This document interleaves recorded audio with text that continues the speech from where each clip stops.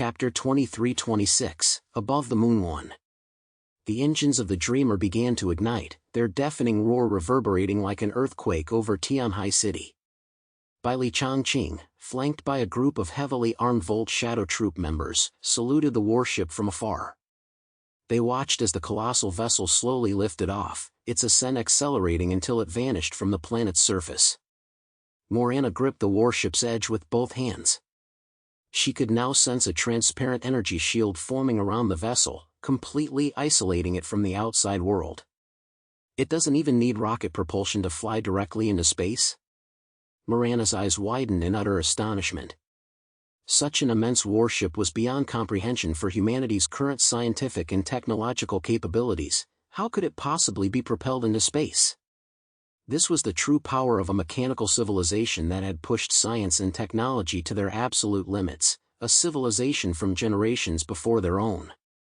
A single warship, a relic from an ancient era, could effortlessly shatter their entire worldview. The warship soared skyward like a mountain, rapidly accelerating as it streaked toward outer space. Simultaneously, deep beneath the ground at the Vatican headquarters, the Earth split open, revealing a secret underground base. A peculiar silver-gray spacecraft, roughly the size of a destroyer, emitted blue flames as it slowly ascended.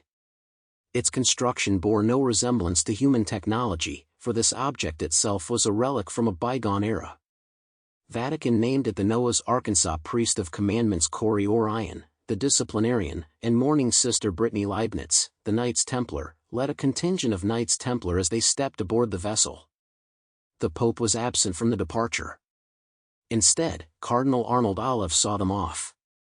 "May the merciful Lord bless you." Olive prayed devoutly for them. Orion and Leibniz likewise clasped their hands together, offering prayers before the silver cross. "Await the good news of our victory." A maniacal grin spread across Orion's face. "Once the sacred rite begins, it cannot be stopped. We shall become eternal." After the hatch of the Noah's Ark spacecraft closed, professional pilots immediately maneuvered it toward the cosmos. Meanwhile, in Columbia, they still used spacecraft, but these were unprecedented super space shuttles, two vessels capable of carrying a spacecraft into space. Its scale was immense, carrying a crew of around 200. Most nations' personnel, including some mysterious figures from the Pupil Organization, boarded it bound for the moon. As departure approached, Benjamin Morgan surveyed this Columbia marvel and remarked with self-satisfaction, "After seeing our nation's latest technological achievement, I wonder if those fools from the Holy See and the Chaos faction of Huashu Kingdom will regret not begging for a ticket." Columbia is the most technologically advanced nation on this planet. 3 spacecraft ascended simultaneously toward the moon. After the Dreamer entered the stratosphere, Zhou Qi gathered the crew aboard. She distributed a capsule to each person. "What's this? Motion sickness pills?" Brian held the capsule, asking curiously. Zhou Qi smiled gently. "These are oxygen capsules. Once ingested, they slowly dissolve in your stomach, continuously supplying you with oxygen. This way, we avoid the burden of carrying oxygen tanks." Brian was stunned. "There's such a thing?" He glanced at the portable compressed oxygen unit strapped to his waist and suddenly felt it was nothing special. Zhang Yi addressed them. "Carrying compressed oxygen isn't inherently problematic, but considering we might need to fight, any leakage of external oxygen in space would be fatal." Emperor Indra frowned, his tone displeased. "Why you and not US? Aren't we all acting together?" Zhang Yi smiled faintly. "As a space ability user, I have no such concerns." He could even push the Two Realms junction to its extreme, completely isolating the internal and external environments, blocking even air and light. In that state, why worry about external influences? Emperor Indra and the others couldn't help but marvel. Space ability users were incredibly convenient, practically transport commanders. Everyone received compressed oxygen capsules from Zhou Qi. Gao Changkong examined the capsule in his hand, a meaningful glint in his eyes. He dared not casually consume something given by others. Zhang Yi noticed his hesitation, snorted lightly, and asked casually, "What? Worried I'd poison you?" The others, who had just been about to consume theirs, froze upon hearing this. Yet some paid no heed whatsoever, swallowing theirs immediately. Professor Da Vinci, Brian, and Saladin, the ruler of the Cutan Empire, were among them. Professor Da Vinci stared at the hesitant crowd with dead fish eyes. "We're all in the same boat now," he said, gesturing toward the dreamer beneath their feet. "If we can't solve the moon's problem, none of us will fare well. I don't believe Chaos has any reason to poison you here. Besides, if he truly wanted to harm you, he wouldn't need such a cumbersome method, would he?" Both Professor Da Vinci and Brian had witnessed Zhang Yi's current formidable power firsthand. Having absorbed part of the Hades gatekeeper's origin, his ability index was at least 45,000, possibly even approaching 50,000. Not to mention, a super warship was anchored here. If he truly wanted to act, few here would survive. Seeing Professor Da Vinci and the others lead the way, the others followed suit and swallowed their oxygen capsules. Gao Changkong shook his head and said to Zhang Yi, "I'm not doubting you. I'm just wondering if you could spare a few more." Zhang Yi chuckled, patted his shoulder, and said with narrowed eyes, "Supplies are limited. We must allocate them wisely. Hope you understand." Gao Changkong inwardly scoffed, "He just wants to use this to control us, doesn't he? That guy's as cunning as ever." But he swallowed the capsule anyway. Even if it was poisoned, he had no better choice. Once swallowed, the oxygen capsule dissolved quickly. To their astonishment, the group discovered they could go without breathing without feeling oxygen deprivation. They only needed to expel waste gases from their bodies. The person who invented this is a genius. Professor Da Vinci couldn't help but exclaim. Shou Kier, her hands poised gracefully before her, bowed her head and said, "Thank you for your praise." A soft glow flickered in Zhang Yi's eyes, though pride dominated his expression. Not a single member of his family here was holding him back. Of course. Sister Kier is the best. Fatty Su chimed in from the side, munching on a chicken drumstick, his mouth glistening with grease. Zhang Yi replied, "I take back what I just said." Chapter 23-27, Above the Moon 2. The dreamer reached the edge of the atmosphere in under 10 minutes, a speed that was truly breathtaking. Zhang Yi, however, instructed Liu Karen to temporarily halt the ship in outer space, choosing not to rush forward. Saladin inquired, "Why stop?" "To wait for them." Zhang Yi pointed his chin meaningfully toward the planet. Saladin instantly understood, a knowing smile spreading across his face. Though the dreamer's performance far surpassed the other two ships, Zhang Yi deliberately avoided being the first to reach the moon. If trouble arose without their backup, wouldn't he be walking into a minefield? Their agreed landing coordinates all fell within the same sector. Soon enough, they spotted another spacecraft emerging from the planet. Compared to the dreamer, however, it seemed minuscule, barely more than a small boat. Father Orion sat in the cabin, arms folded, his imposing frame like a giant bear as he directed operations. Suddenly, a cry of alarm echoed from the cockpit. "Good heavens, what is that? Lord, have mercy! Are my eyes deceiving me? Is that the dwelling place of the gods?" Father Orion's brow instantly furrowed as he demanded in a deep voice, "What's happening?" Sister Leibniz also paused her prayers, glancing over with curiosity. A Knights Templar pressed against the porthole, turning back with a trembling voice to say to the two, "Lord Orion, look.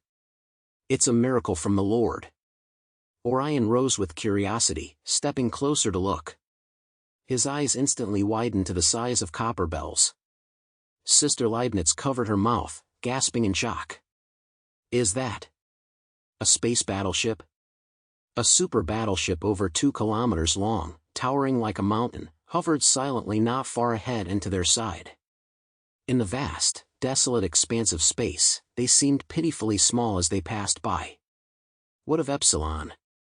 What of the Holy See? Faced with such overwhelming awe in the cosmos, even they were rendered speechless. They couldn't even fathom that this was a human vessel. Instead, they believed it must be the creation of some ancient civilization, powerful beyond imagination. At that moment, a familiar voice reached the ears of Father Orion and Sister Leibniz. "Members of the Holy See, please lead the way forward." The speaker was naturally Zhang Yi. Standing high in the warship's command room, he gazed down at the tiny spacecraft with a faint smile. Only the Holy See could contact the lunar people, so to avoid unnecessary trouble, it was only natural for them to take the lead. After hearing Zhang Yi's voice, Father Orion and Sister Leibniz fell into a long silence. A terrifying conjecture formed in their minds. Could this dreadful super warship belong to the Huashu Kingdom? "Hello? Can you hear me? This is the Dreamer. Captain Chaos speaking." Confirmed at last. It took the two of them a long time to calm their surging emotions. "Yes, it is." Father Orion asked, "This super battleship belongs to your Huashu Kingdom?" He couldn't contain his curiosity. "Of course not," Zhang Yi replied. Father O'Leary and Leibniz exhaled in relief, only to hear Zhang Yi add, "It's mine." Both were speechless. Their minds froze for a split second. Such a terrifying weapon, a super civilization's ultimate creation, actually belonged to Zhang Yi personally? Well, let's depart together then." Father Orion mumbled a few words dazedly. After ending the communication, the Noah's Ark skimmed past the Dreamer like a fly, then began orbiting the planet in an arc. Their ship lacked the power to break free of Earth's gravity and fly directly to the Moon. Instead, it needed to accelerate in successive orbits, reaching escape velocity before continuing onward.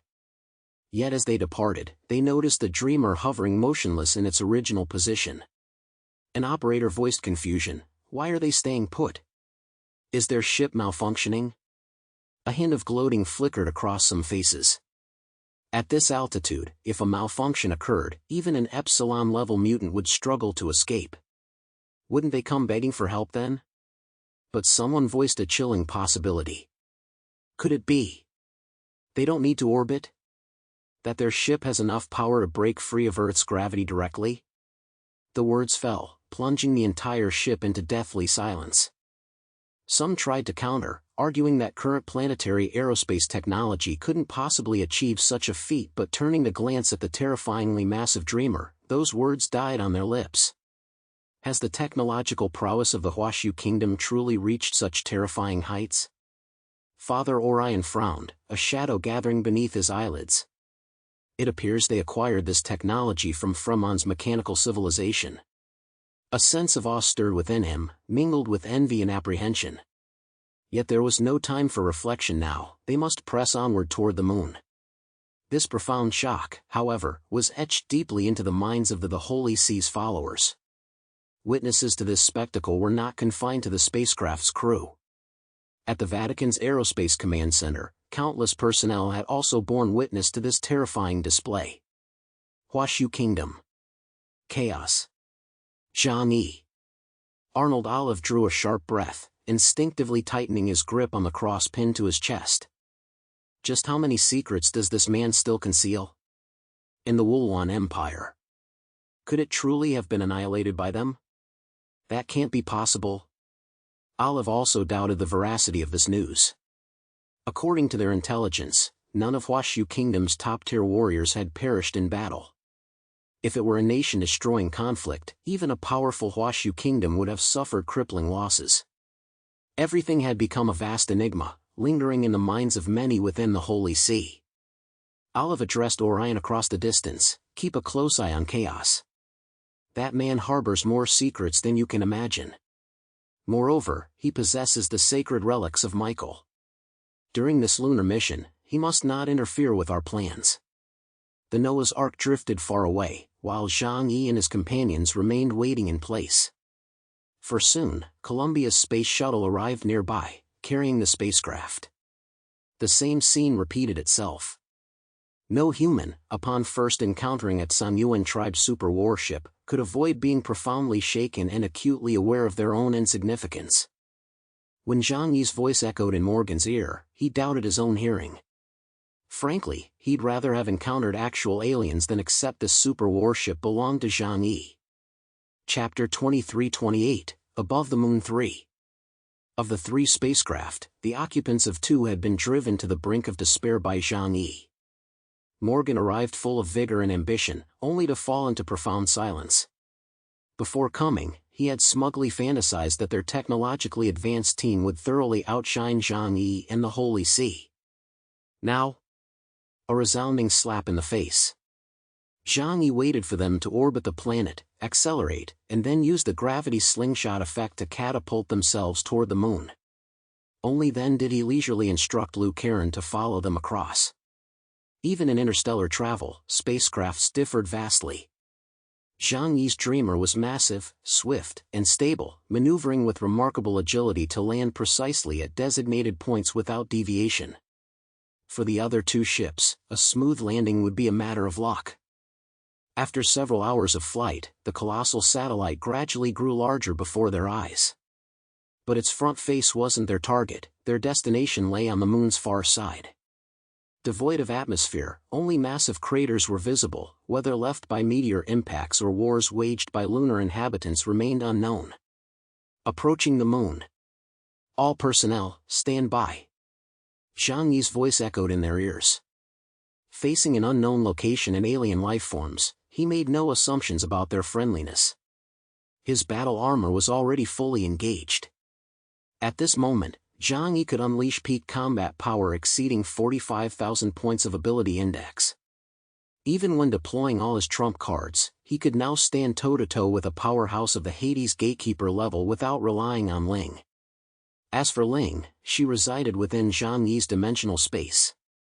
However, her current state was highly unusual.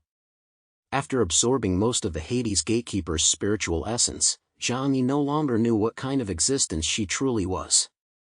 In the past, she possessed only a shell and memories. So was she Ling?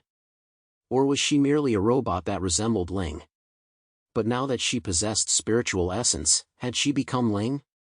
Was she a living being? Zhang Yi disliked pondering philosophical questions, but Ling was crucial to him. At the very least, he didn't want her to develop independent consciousness. If she ended up like the one who returned to the ether, her physical form would simply vanish, leaving him with nowhere to even cry. He had once asked Yang Xinxin to use her computer skills to embed several segments of data deep within Ling's underlying code. For instance, to ensure absolute obedience to Zhang Yi's commands. But Yang Xinxin informed Zhang Yi that such an approach was utterly futile. Ling's physical form was exceptionally unique, even her rules category abilities proved completely ineffective against it, let alone the laughable notion of implanting code. Moreover, she couldn't locate any port through which to alter its underlying code. Fortunately, this Ling hadn't exhibited any abnormal behavior. Her obedience to Zhang Yi was not absolute, otherwise, she wouldn't have actively seized the ether fragments. Yet, she never refused anything Zhang Yi asked her to do. The far side of the Moon. This was a place utterly alien to humanity. For countless ages, humanity had been utterly unable to observe this region, filling their hearts with boundless curiosity. Yet today, upon this desolate land, a war of staggering scale erupted. 2 armies clashed, one radiant and vast, the other silent as the darkest night. A torrent of steel unleashed colossal power as they wielded the most primitive weapons in fierce collision. Torrential waves of supernatural energy collided wildly across the sky, the earth mercilessly torn apart. Countless supernatural beings were obliterated in wave after wave of the clash. The silver-glowing side wore sacred armor, while the dark side's bodies were cloaked in shadow, covered in deep blue runes, their ultimate protection. 2 utterly opposing civilizations, even their methods of channeling power displayed stark differences, yet both were supremely formidable. The strength displayed by either army far surpassed that of the soldiers from the Wulwan Empire, which Zhang Yi had annihilated. Across a vast, parched canyon, hundreds of thousands of soldiers fought with frenzied ferocity. High upon a mountain peak, a silver-armored general towered above the other warriors. His helmet resembled a crown of thorns, and he wielded a bizarrely shaped spiral spear. Gazing upon the battlefield below, he leapt into the fray. Boom! Giant bolts of thunder descended from the sky, instantly enveloping him. In an instant, he transformed mid-air into a colossal silver centaur-like creature. His spiral lance, now channeling a thunderstorm, slammed violently into the Black Army's battlefield. Boom! Straight bolts of thunder plummeted from the sky, shattering countless Black Legion soldiers into fragments. Following this, beams of psychic energy coalesced into white orbs, sinking deep into the earth. As the Silver Knight struck, the Black Legion's leader also entered the fray. Cloaked in armor darker than the night itself, his form remained indistinct, as if he were a void carved from the physical world. With a mighty thrust of his feet, he shot skyward, transforming into a monstrous creature with 4 pairs of wings on its back, resembling a soaring dragon. Its colossal form, hundreds of meters long, soared through the air, spewing endless flames that incinerated vast swathes of the White Legion soldiers into ash. The 2 black and white commanders, having detected each other's presence, swiftly charged toward one another, commencing a fierce, all-out battle. The battlefield ground all life like a brutal meat grinder. Yet at that very moment, the light overhead suddenly dimmed.